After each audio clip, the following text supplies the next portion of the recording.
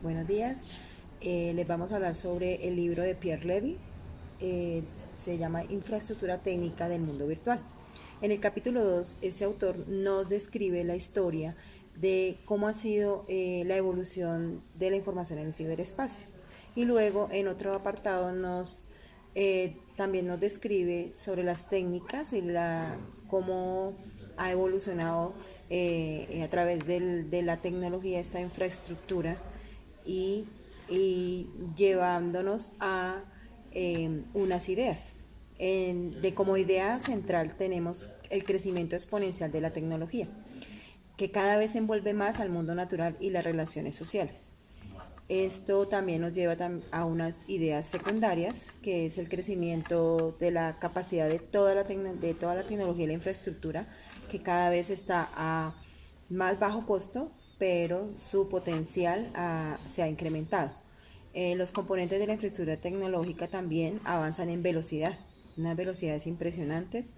Los ordenadores hacen parte ya de una red que transmiten información, y esto hace que ya el ciberespacio ya no sea el ordenador ya no es un terminal, sino ya hace parte de toda una red de transmisión de información, que es el ciberespacio se quedaría entonces ya no como hace parte ya de toda una red de información. Listo. Otras ideas que ayudan a sustentar esto que ha dicho el autor es que hasta el momento en donde él escribió el libro, él lo que observaba era que había un crecimiento exponencial de las tecnologías y de de toda esta parte técnica que las compone. Y entonces pues él veía que más o menos en periodos de 10 años se podía caracterizar ese crecimiento exponencial. Es decir, que si tú te paras en este punto, podrías proyectar que en 10 años los avances van a ser a nivel de capacidad mucho más grandes que lo que son actualmente. Este crecimiento se mide en las capacidades de cada una de esas partes técnicas. Entonces, si hablamos, por ejemplo, de memoria, cada vez hay una mayor capacidad de grabar información, así como de transmitirla.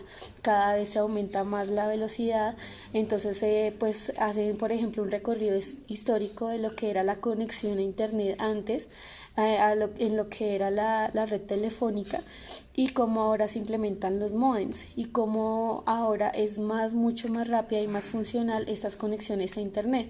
También hablan de avances como la realidad virtual. Entonces, antes los ordenadores simplemente cifraban información textual y era muy reducida. Ahora estamos hablando de una transmisión de información también a nivel visual, a nivel auditivo, muy completa.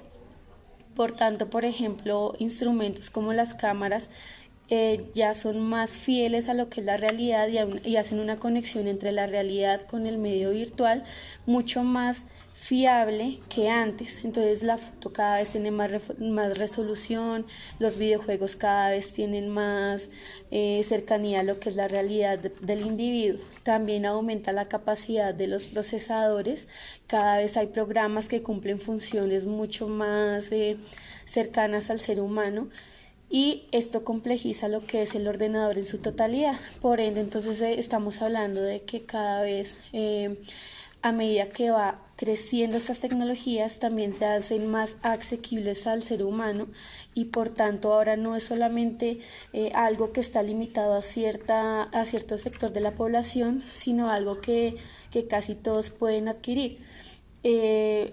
De esto entonces nos surgen básicamente dos preguntas. La primera es: ¿qué repercusión tiene el crecimiento exponencial de la tecnología en el desarrollo del ser humano? Y la otra es: ¿cómo como educadores podemos generar espacios en donde acerquemos a los chicos a esas tecnologías, pero que no los volvamos dependientes de ellas? Ya que pues no podemos quedarnos atrás de lo que son los avances actuales, pero pues tampoco queremos generar chicos que dependan totalmente de las tecnologías y que no pueden hacer nada por sí